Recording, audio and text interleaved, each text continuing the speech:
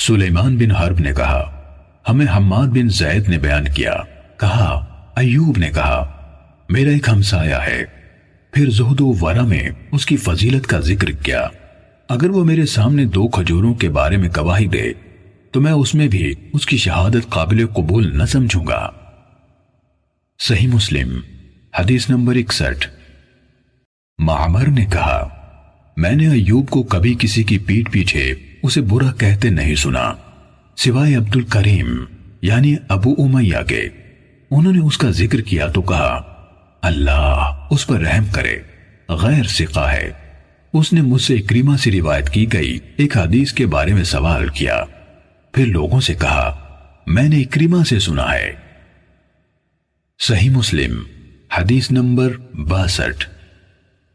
عفان بن مسلم نے کہا حمام نے ہم سے بیان کیا، کہا ابو داؤد اعمہ ہمارے ہاں آیا اور یہ کہنا شروع کر دیا ہمیں برا رضی اللہ عنہ نے حدیث سنائی اور ہمیں زید بن ارقم رضی اللہ عنہ نے حدیث بیان کی۔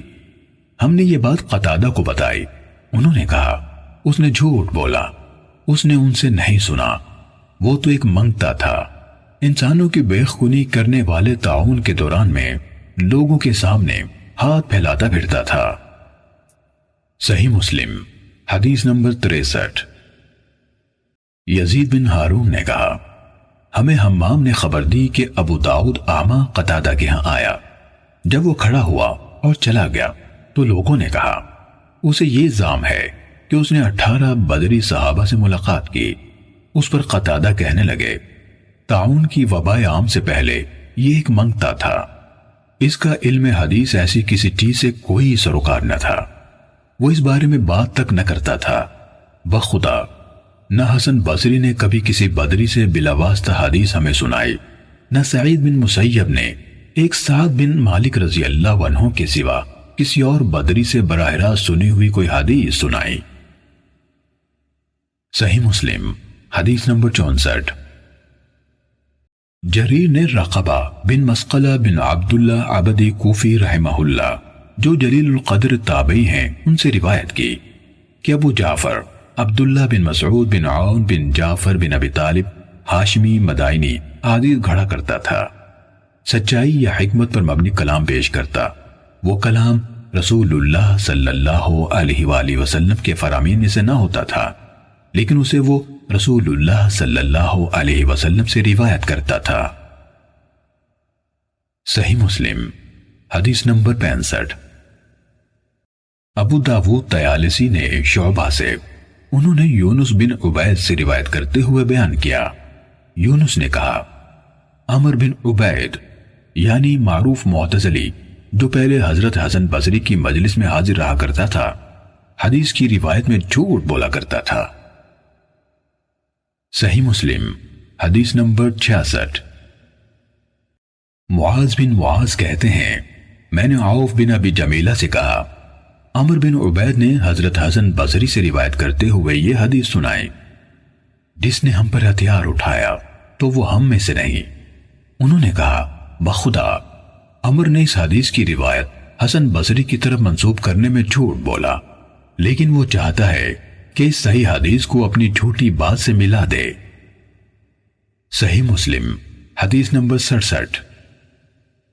عبید اللہ بن عمر قواریری نے کہا ہم سے حماد بن زید نے بیان کیا، کہا ایک آدمی تھا، وہ ایوب سختیانی کی علمی مجلس میں حاضری کا التزام کرتا تھا اور اس نے ان سے حدیث کا سماع کیا تھا۔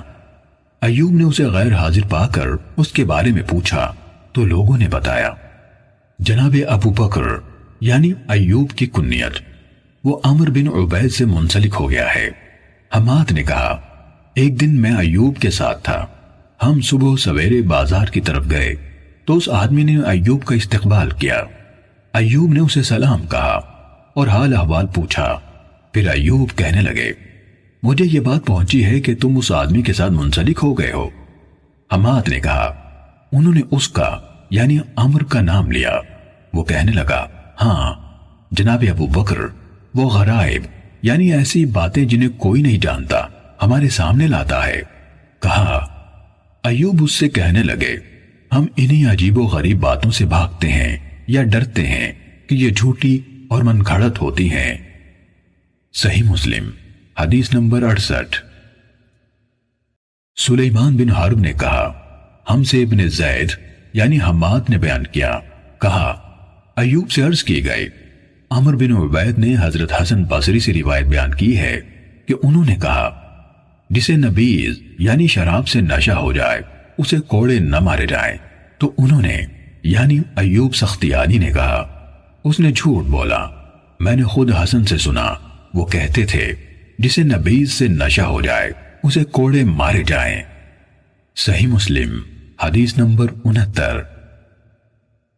سلام بن ابی مطیع کہتے ہیں، جناب ایوب سختیانی کو یہ خبر پہنچی کہ میں عمر بن عبید کے ہاں درس میں جاتا ہوں، تو ایک دن وہ میرے پاس آئے اور کہا، تم نے غور کیا ایک ایسا آدمی آیا جس کے دین پر تمہیں اعتبار نہ ہو، تم اس کی حدیث پر کیسے اعتماد کرو گے؟ صحیح مسلم حدیث نمبر 70۔